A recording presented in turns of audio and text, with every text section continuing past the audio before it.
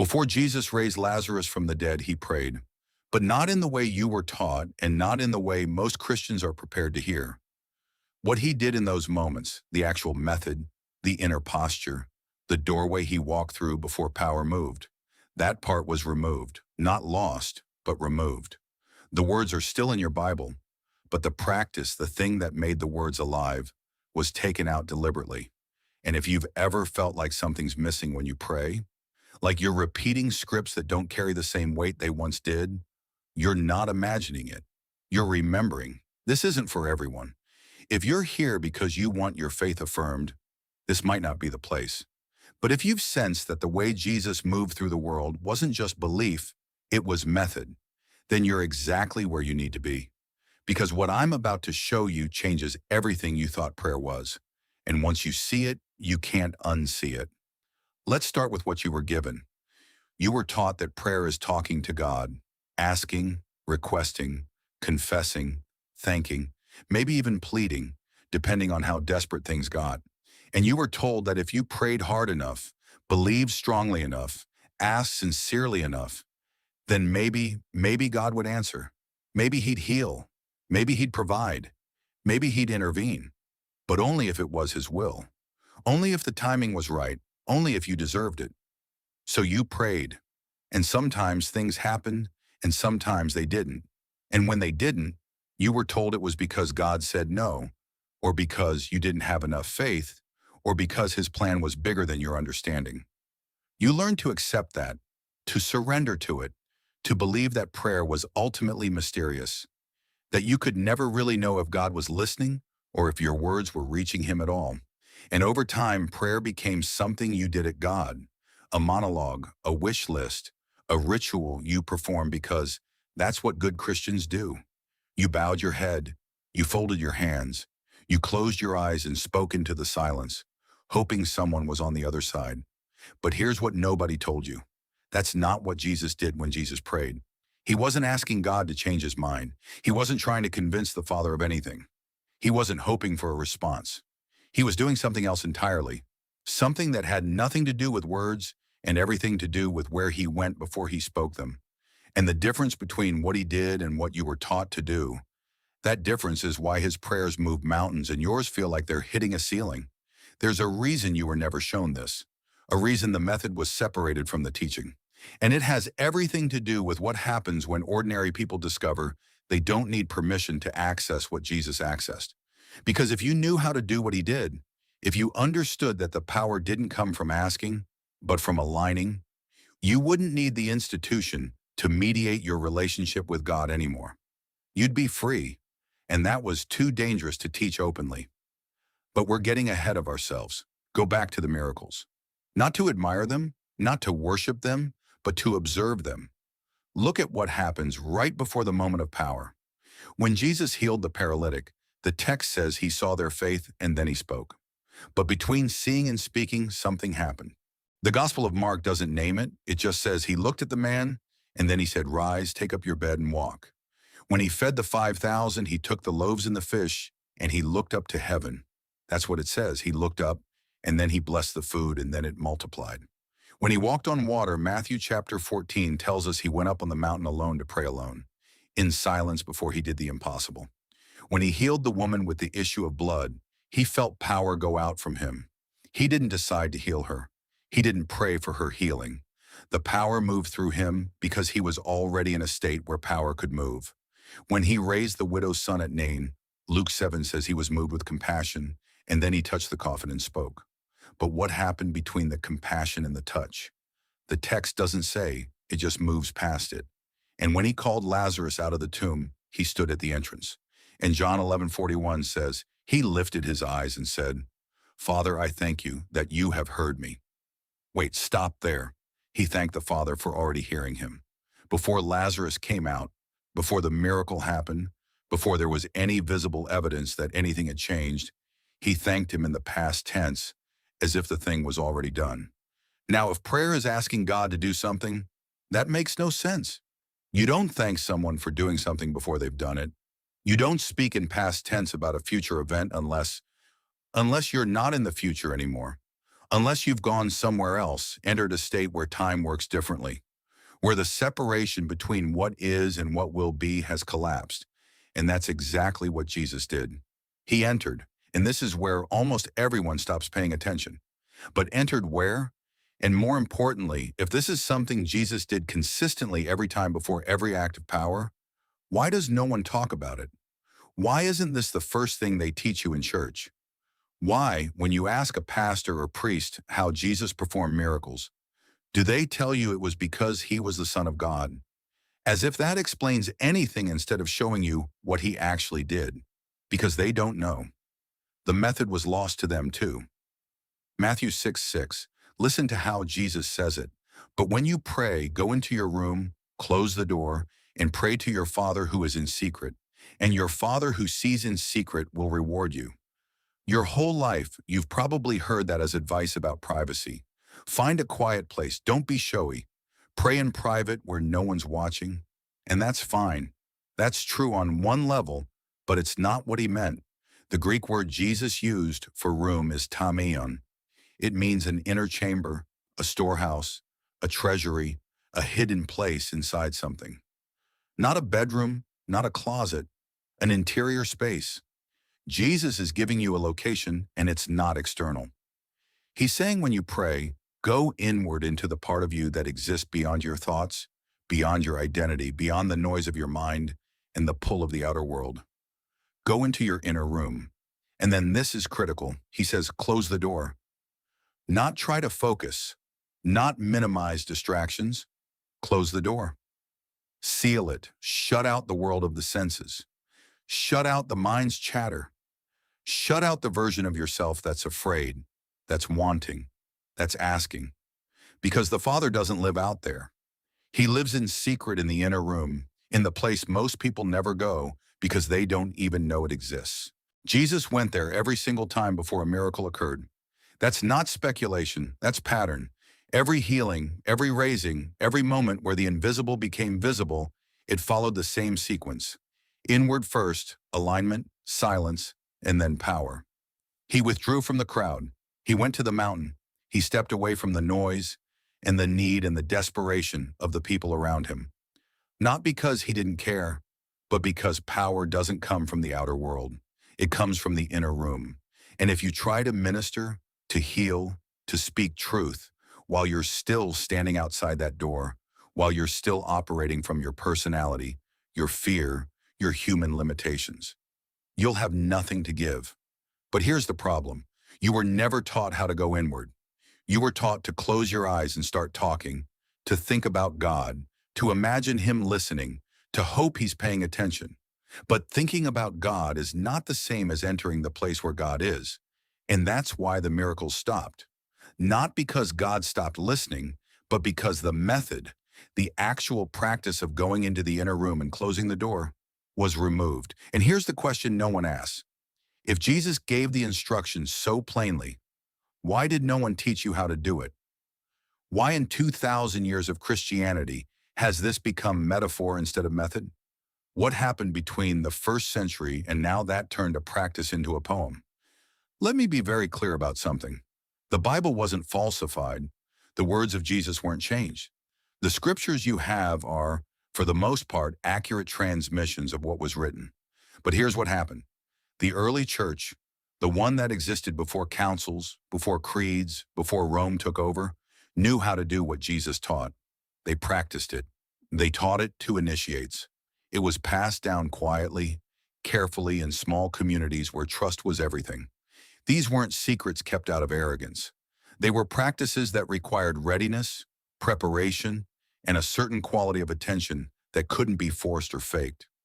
You couldn't teach someone how to enter the inner room if they hadn't first learned to be still, if they hadn't first learned to quiet the mind, if they hadn't first developed the capacity to recognize the difference between thinking about God and actually encountering the presence. And so the teaching was gradual, protected, reserved for those who demonstrated they were ready. But when Christianity became the religion of an empire, something shifted. The institution needed order, structure, something that could be taught at scale to masses of people in a way that didn't depend on interior development. And inner instruction doesn't survive that. You can't systematize silence. You can't standardize the inner room. You can't train priests to guide people into a place that priests themselves may never have entered. And so the method, the interior practice, the actual lived instruction, the step-by-step process of entering the inner room and closing the door was gradually moved out of public teaching. Not destroyed, not erased, just withheld. The words were kept, the parables were kept, the commandments were kept, but the instructions, the how, that was moved into the hands of the few. Monks in desert cells, mystics in hidden communities, the occasional saint who stumbled into it through years of solitary devotion. And over centuries, even they forgot. What remained were rituals, liturgies, prayers you could memorize, forms you could follow without ever having to go inward. You could be a good Christian, attend church, take communion, recite the creeds without ever once entering the inner room. And most people never did. So now you have millions of people repeating the Lord's Prayer, reciting psalms, bowing their heads and folding their hands, but they're doing it from the outside, from the mind, from the personality, from the place of want and fear. And the door to the inner room stays closed, not because God locked it, but because no one taught you how to open it. And the moment you realize that, the moment you see that the gap between you and what Jesus demonstrated isn't about worthiness or faith, but about technique, everything changes. Because technique can be learned. And what was removed can be remembered. Your soul already knows how to do this. It's been doing it since before you had language, since before you had identity. You just forgot. And now you're starting to remember. Here's what Jesus understood that's almost completely missing from modern Christianity. Prayer isn't about persuading God, it's about coherence. Let me say that again because this is the hinge point.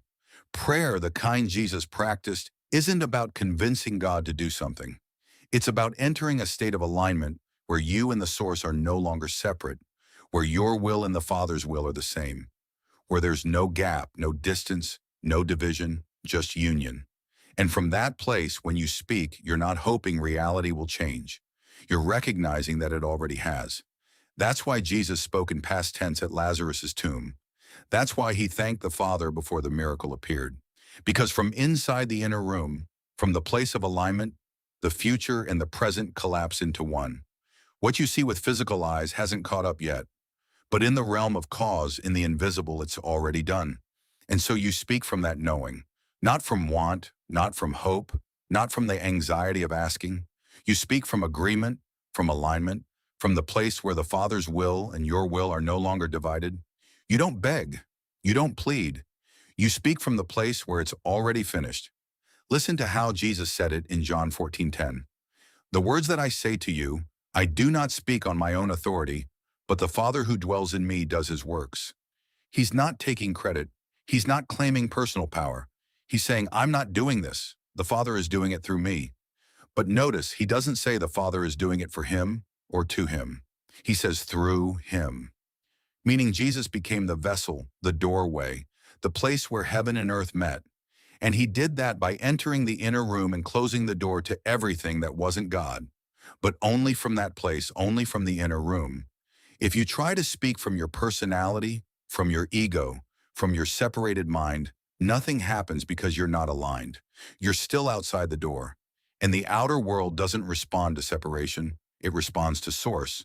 And you only access source when you go where Jesus went. Inward, behind the door, into the silence that exists before thought, before identity, before the noise of your own wanting. This is why he spent 40 days in the wilderness before his ministry began. This is why he went up to the mountain to pray before choosing the 12. This is why he withdrew to solitary places again and again, even when the crowds were pressing in. He wasn't recharging, he wasn't resting, he was realigning. He was going back into the inner room, closing the door, and remembering who he was beyond the human personality. And every time he did, he came back with power. Now, I know what you're thinking. You're thinking, okay, so how do I do that?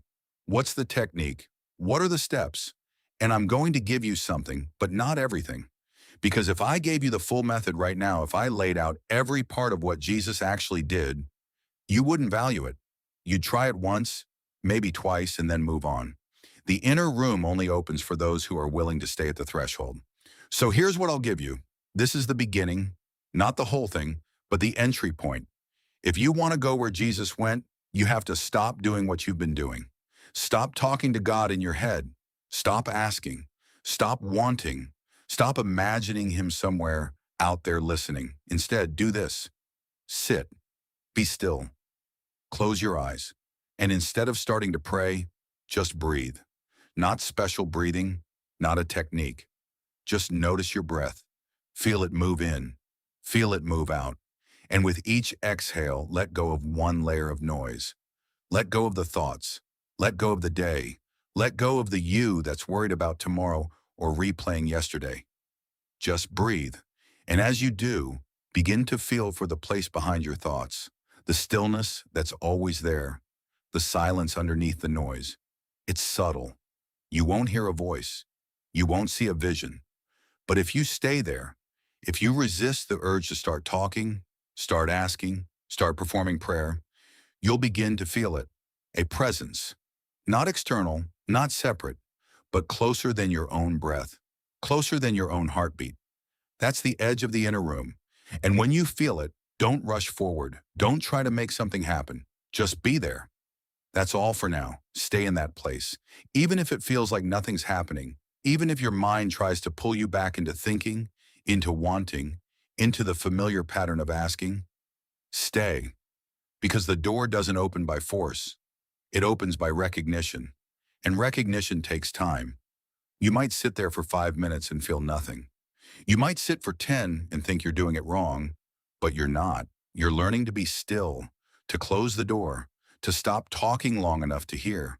You're learning what it feels like to not be the voice in your head, to not be the one who's afraid, to not be the one who needs something. You're learning to rest in the presence that's always been there waiting for you to notice. And that's the first part, the foundation. Without this, nothing else works. You can learn every prayer technique in the world. You can memorize scripture. You can fast and worship and serve. But if you never learn to enter the inner room, if you never learn to close the door and be still, you'll always be praying from the outside. And the outside has no power. But here's what I'm not telling you yet.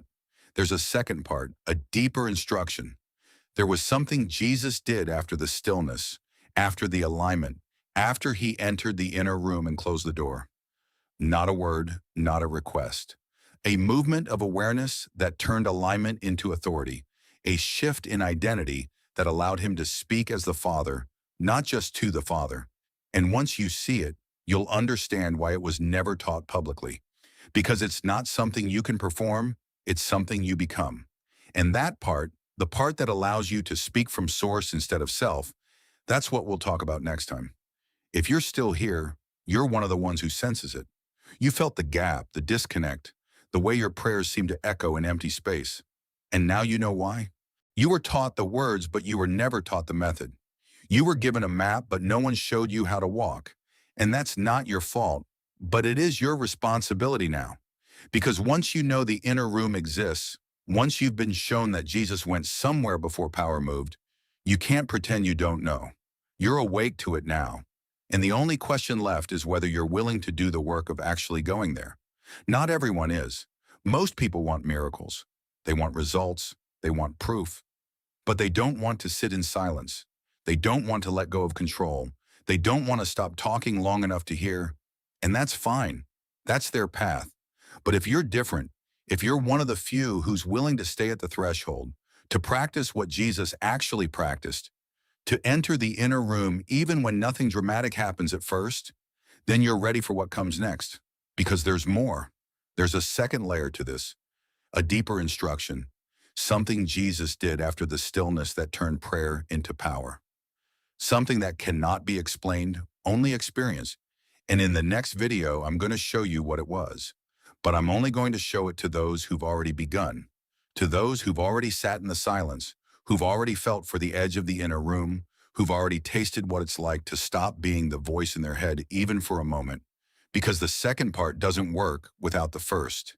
And I'm not here to give methods to people who won't use them.